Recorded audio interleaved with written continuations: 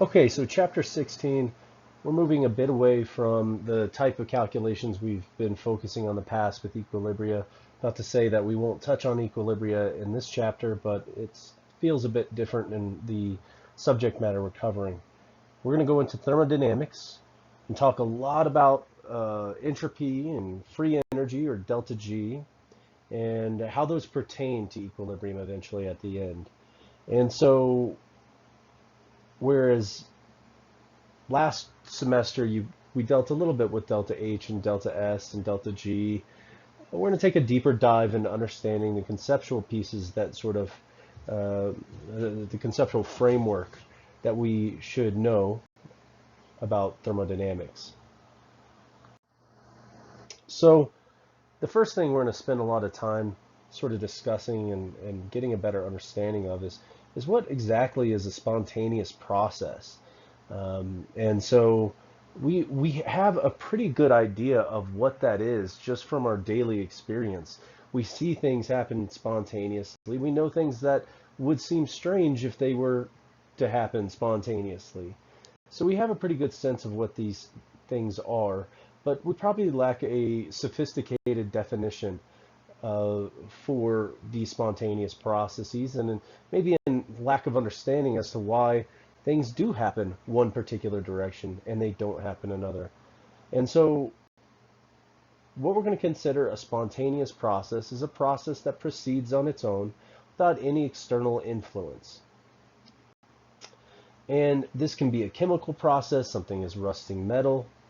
And in the case we're talking about any sort of chemical process, we're looking at some sort of spontaneous change that just tends to move that reaction towards its equilibrium state. And it could be a physical process like gases mixing, and so that's what the illustration is here below. You see that before you've got all the gas contained in container A and a vacuum in container B, yet when we open the valve they go and they mix, and there's probably exactly the same amount of molecules in A and B after we're done mixing to a great degree. And so we know that if you were to leave this container forever, you wouldn't eventually just come to it and have all of the molecules back in A or back in B. And I think that's a great example of how this process we see something spontaneous, but we understand that reverse process will not occur. And it just seems strange to us if somebody said, no, that goes the other way. No, we have a good sense that this must mix and it just stays mixed forever. But our understanding of as to why is probably a little bit limited. So we'll try explaining that in a little bit more detail as we move through this chapter. So in this slide, we look at, say, spontaneous process, rusting of wheels, and it shows the potential energy, and we're looking at an exothermic reaction. And that isn't alone sufficient to tell us that this is a spontaneous reaction. We're going to have to include entropy, as we'll discuss later, to really sort of figure out if something's spontaneous. But this prompt tells us it's a spontaneous reaction, and if it occurs slowly, that's usually likely to an energy of activation that's pretty high, and it takes some time for the reaction to actually get through. And so just keep in mind when we're talking about spontaneous processes, this isn't kinetics we're talking about, and we're not saying that if something is super spontaneous, it wants to go in that direction, it doesn't mean it will happen quickly.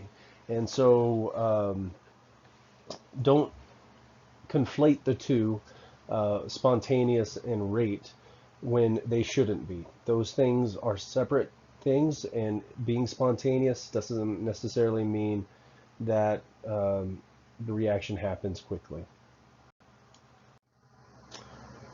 Okay, so now let's look a little bit more detail of maybe some of the factors that play into whether something's spontaneous or not. And so one of the things that we often think of are spontaneous reactions are perhaps exothermic. And we see stuff as like burning a candle or a rusting process. These are all exothermic reactions, and so it's reasonable to think that this might have some play in the favorability or the spontaneity of a particular reaction. But then again, there's plenty of endothermic reactions that are spontaneous.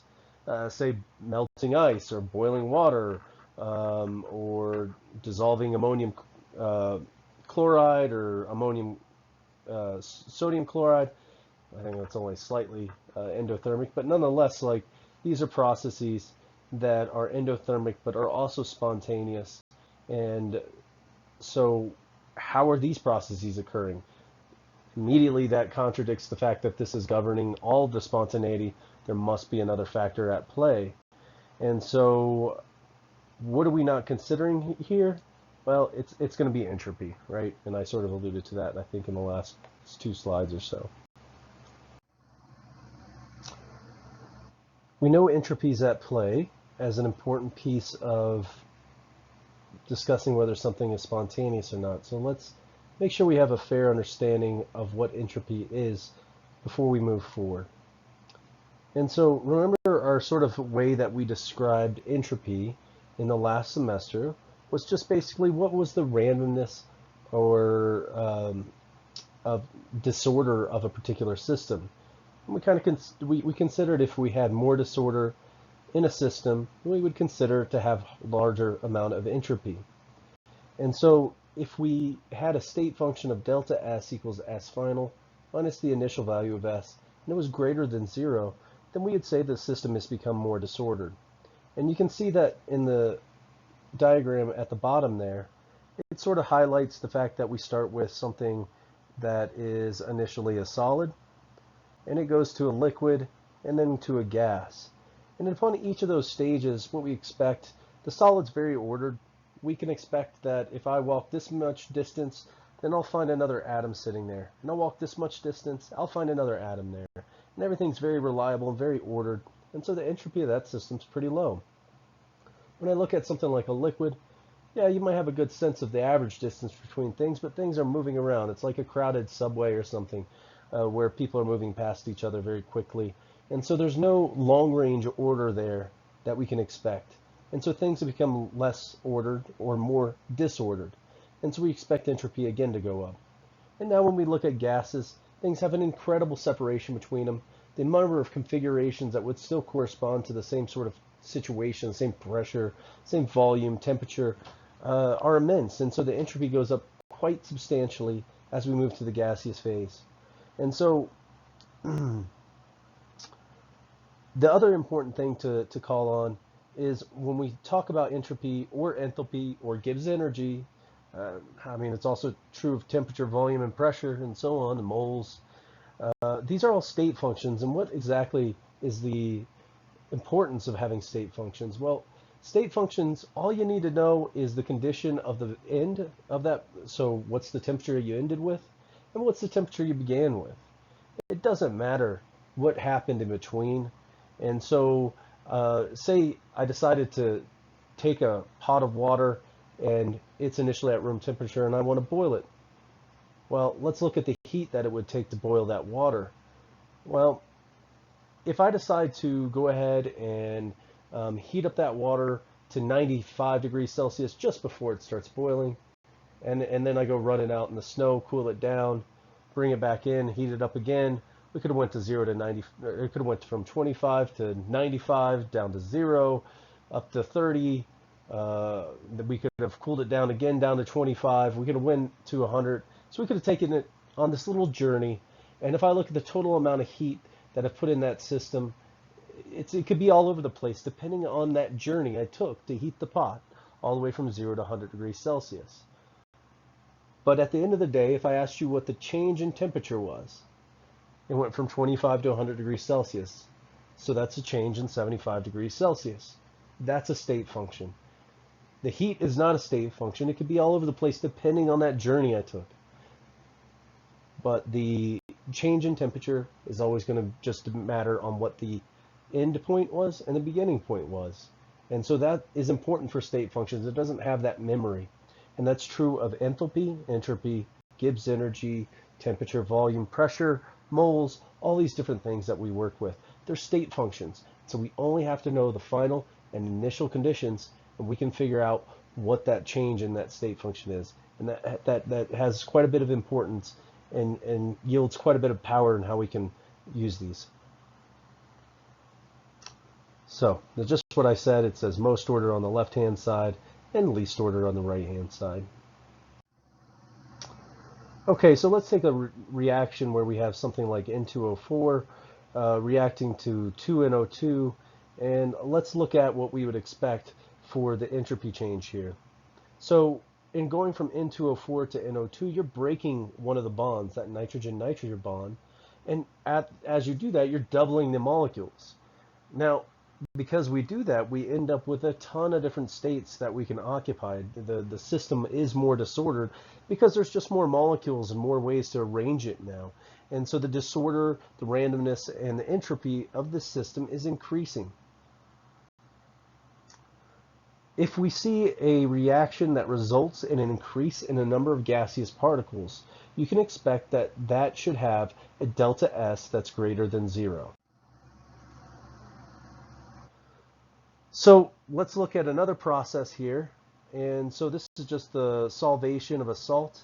And anytime we're dissolving a salt, there's two steps. And this is an important piece in how we tackle a lot of problems and start to understand a lot of problems in chemistry, is we're really just trying to break things up into more constituent pieces so we can understand better what's going on overall as a whole. And so if I look at this, then I first have to dissolve a salt, I need to break it apart from that crystal lattice that it's attached to initially. That sodium chloride or whatever it might be is attached in this organized fashion to this solid. It has to break apart. So we can look at the entropy process for that particular piece, and delta S should be greater than 0. Because we're breaking it apart from that organized solid, we expect that to increase the disorder.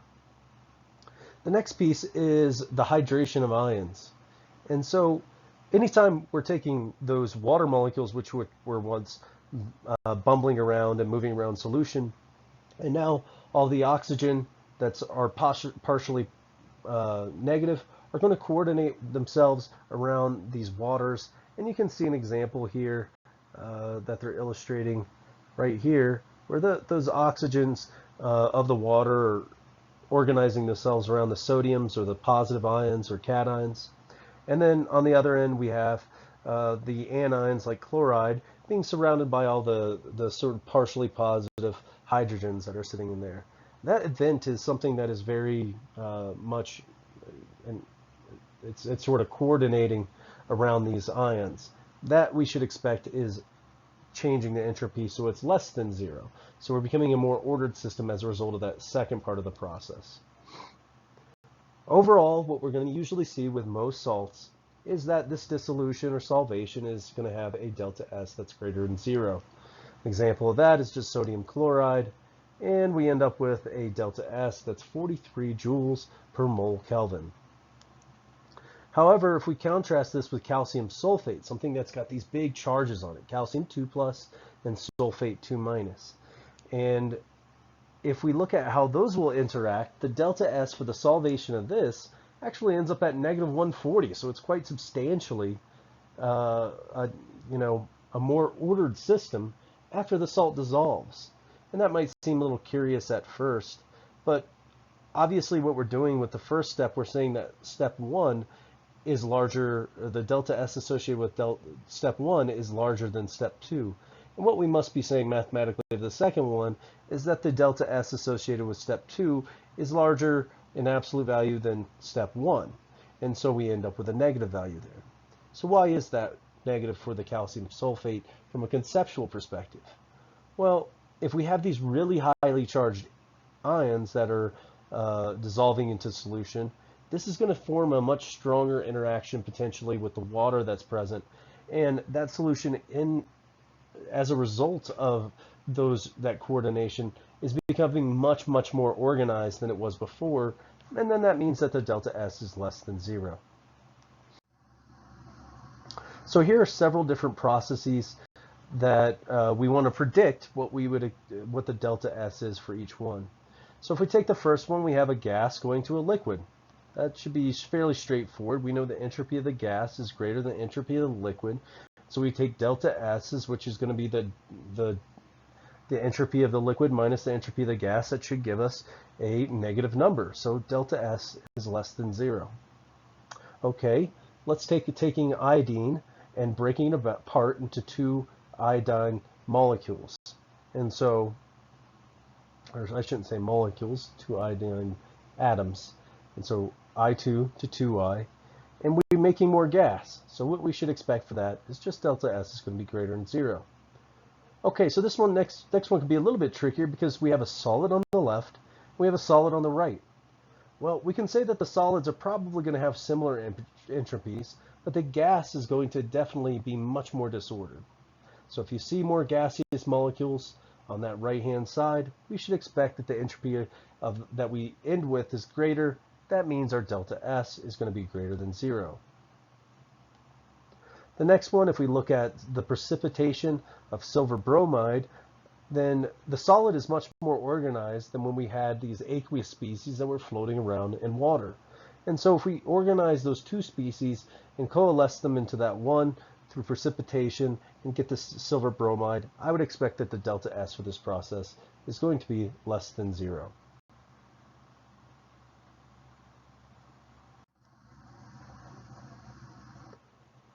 Okay, so let's look at this gas phase reaction, just a conceptual problem. And so probably the wisest course of action here is to go ahead and just enumerate what all the different molecules are. And the red spheres are representing A, the blue spheres are representing B. We have a mixture in the left-hand side of A2 molecules and AB3 molecules. On the right-hand side, we have a mixture of A2 molecules and AB molecules. If we count up how much we have of each of those, what I end up with is 4A2 on the left and 2AB3. And on the right, I end up with 2A2 and 6AB.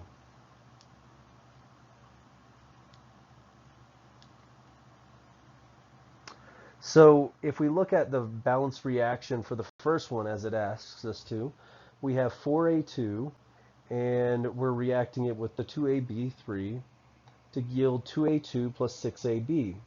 So we can in effect look at that and we realize that 2A2 molecules are there when we started and they're there when we finished. They're not doing anything with this reaction.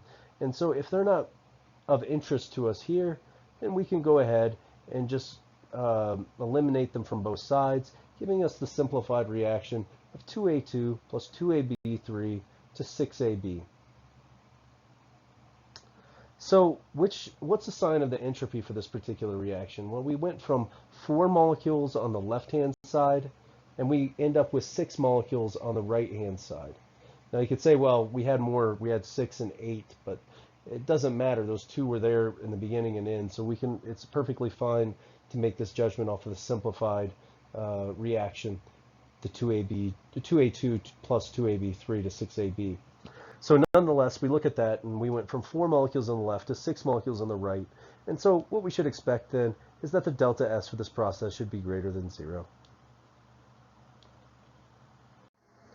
Okay, so this problem asks us, which of the processes depicted has a delta S that's positive?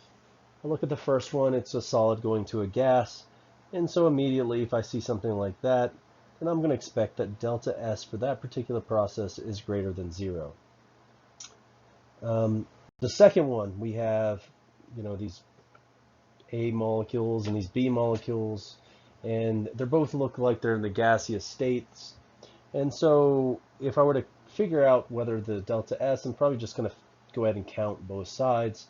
And if we look on the left, it appears we have 8 molecules, and if we look on the right, we have 6. And so if we're going from 8 to 6, we should expect that the delta S is less than 0 for this particular process. Now for C, it starts in a gaseous state and then it appears we go to a liquid. And if we're doing that, we expect that the delta S for this particular process is also going to be less than 0. So the answer there only leaves us with a choice of A, and so we'll go with A only as the correct answer here. Here's another clicker question. It says the rusting of iron is a slow process. Which of the following statements is most important for the slow rusting of iron? First option is it has a large activation energy. The next one is it's non-spontaneous. Third one is it says it occurs faster in the reverse direction. And then the last option, if we don't choose none of the above, is entropy decreases during the course of the reaction. So we can start with D. We know entropy is not the whole story, so we shouldn't use that to predict a rate by any stretch. And then the reaction occurs faster in the reverse direction. Well, we have already discussed that, K has some significance of the two rate constants of the forward over the reverse. But literally all this means is that your equilibrium would tend towards the reactant side if this was the case. The reaction's not spontaneous. Well, we said that spontaneity doesn't have to do with the rates, and so that shouldn't be it. But yet our first contention or sort of argument was that we shouldn't conflate the the rate at which reaction happens and the spontaneity, because the activation energy is what is really going to bar the reaction from happening quickly or not. And so A is the correct answer for this particular one.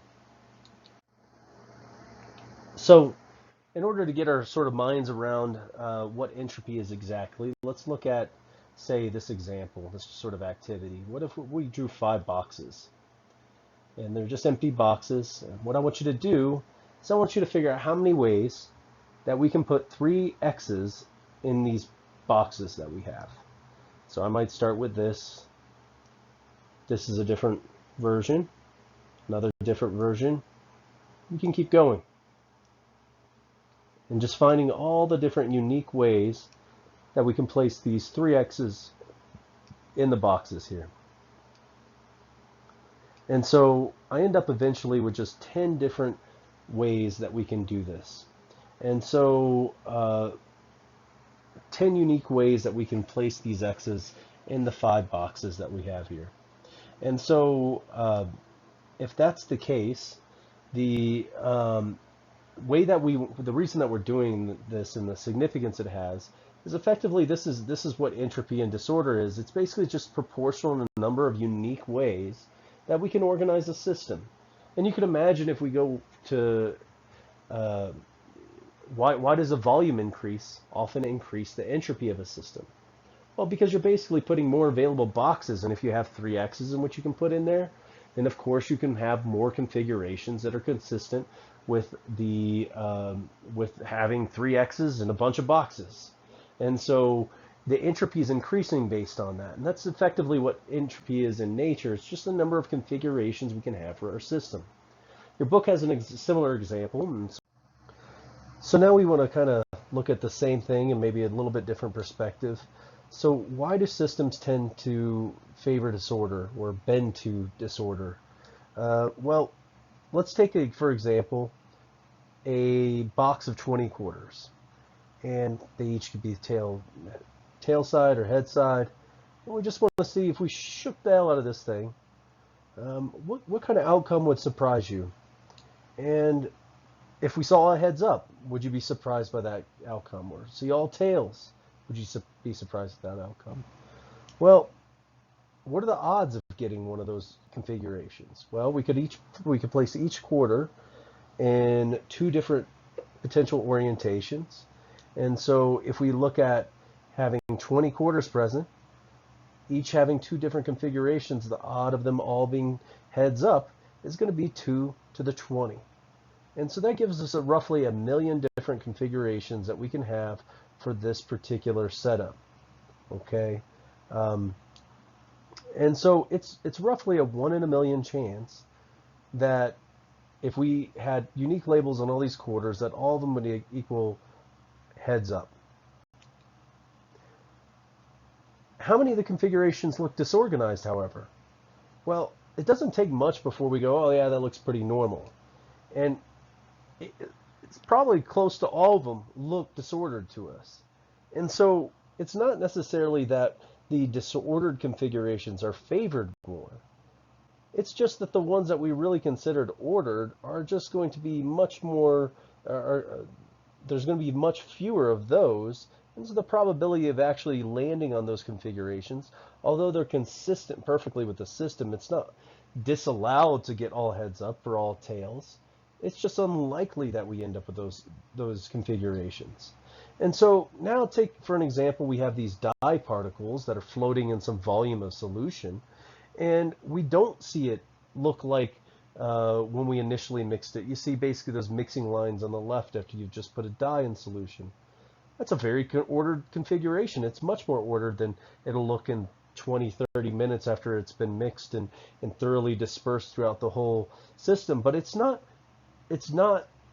inconsistent with any properties of nature that the system goes back to that configuration and all the dye molecules come back together and look exactly like they do in that initial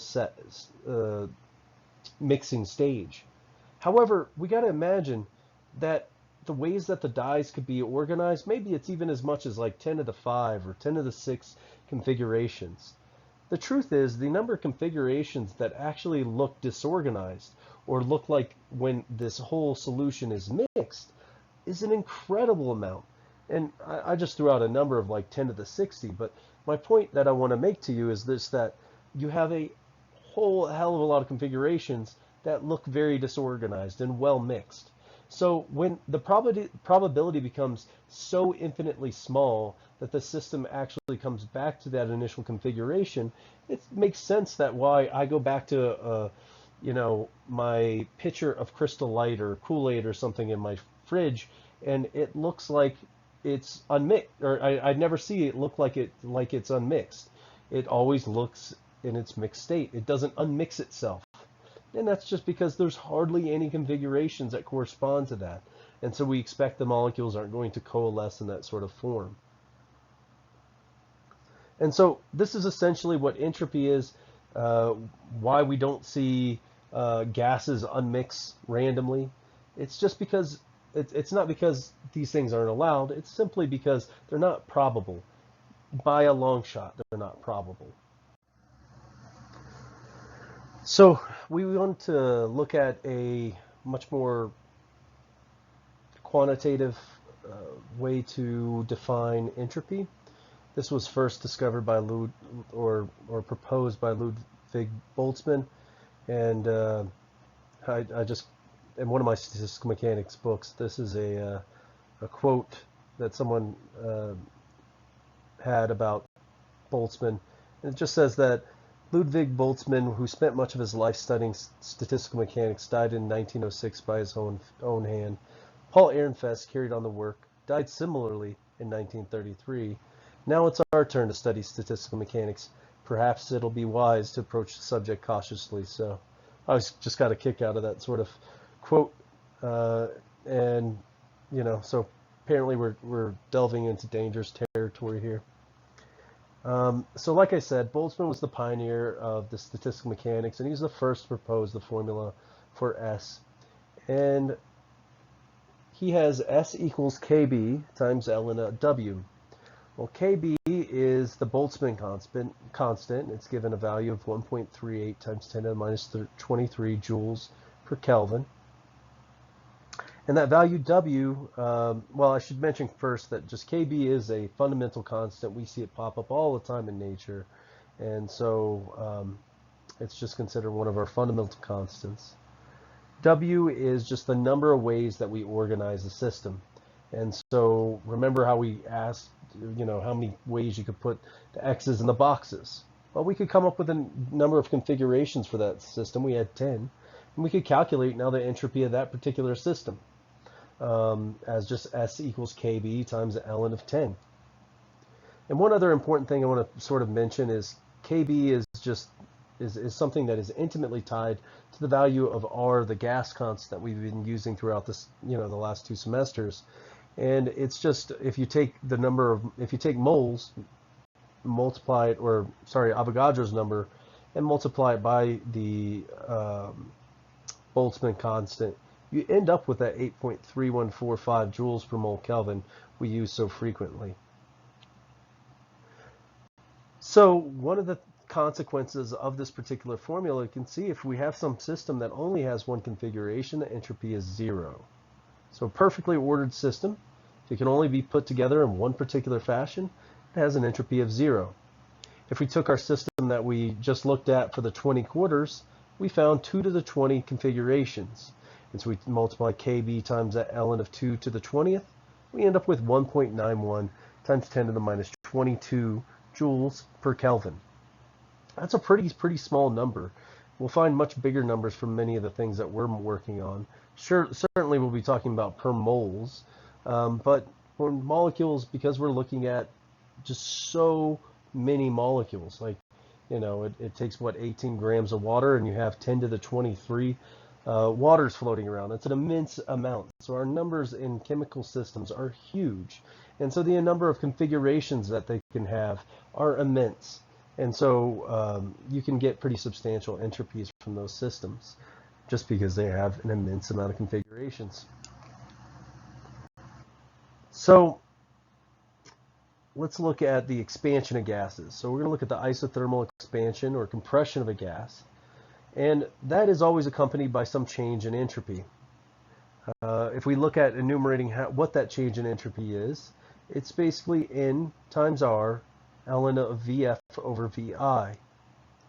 Or in terms of pressure, if we choose to use that, then it's delta S equals N times R ln of Pi over Pf. So notice the initial and final state sort of flip there, the volumes versus the pressure. And R is, of course, our gas constant that we're familiar with. So does it make sense? If we look at, say, compressing a gas, then what we'd expect for this isothermal process is that the volume final is going to be less than the volume initial, and the pressure final is going to be greater than the pressure initial. So if we go ahead and plug those into both of those formulas, what we get is a delta S is less than 0. So effectively, if you're keeping the system at the same temperature and you reduce the amount of space that the gas can occupy, you're also reducing the number of configurations that you can have for that particular gas, and the entropy decreases as a result of that. If we expand a gas at constant temperature, then we expect that the initial volume is going to be less than the final volume, and the pressure initial is going to be greater than the pressure final. And if we look at what that will result in, we get the opposite case where delta S is greater than 0. You're giving the gas just more space to move around, and as a result, there's more configurations, and we get a higher entropy. So now let's look at doing a calculation of this. Let's say, what's delta S when we have 4.2 moles of gas going from a volume of 5 to 10 liters? So if I look at this, it's going to be much easier. Didn't give us temperature. It's going to be much easier to just look at the delta S equals NR ln of Vf over Vi. And so if we go ahead and plug in our values for that, 4.2 moles, the 8.3145, and we have the ln of 10 over 5, we end up with a delta S of 24 joules per Kelvin, which is the entropy change we expect for this particular problem. So what's the entropy change per mole of gas if we wish to find that? Well, if we want to do that, we just have to go ahead and remove that 4.2 moles, and then it becomes just R ln of Vf over Vi, and we end up with 5.8 joules per mole Kelvin. Looking at entropy and temperature, what do we expect? If we go to a higher temperature, then the molecules you have a greater molecular speed. They are going to have a broader distribution of speeds, as you see when you compare the top and the bottom graph there. And we can expect more randomness as a result of that. If we go to, so in total, we expect that the entropy should be higher if the temperature is higher.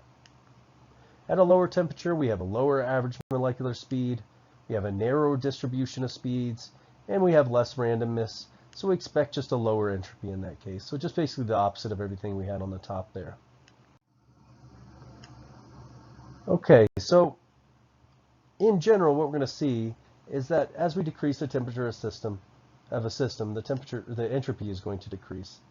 And one natural conclusion that you might be able to reach is that if this trend continues and the entropy is just decreasing and decreasing and decreasing as we go to lower and lower temperatures, then perhaps we can say that entropy is an absolute value, and that leads us to that third law, which says the entropy of a perfectly ordered crystalline substance at 0 Kelvin is 0.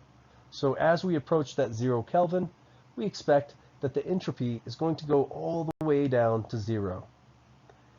And the reason that the entropy increases in a molecular system that we have is it's just basically you have more energy available. So you're able to do a lot more different things. You can rotate faster, you can rotate in different fashions, you can vibrate in different ways. You can translate yourself using your kinetic energy in different ways. If you have the energy, energy is sort of the currency to access these extra states. And so we expect that if we increase the temperature or we increase the average energy per particle, which is effectively what the temperature is a measure of, then we're going to increase the entropy as a result. When we have phase transitions, we typically have jumps of the entropy. You can see it's a discontinuity, and the entropy just skyrockets through there at a given temperature as we're going to the gaseous stage or the liquid state from any of those more organized states before.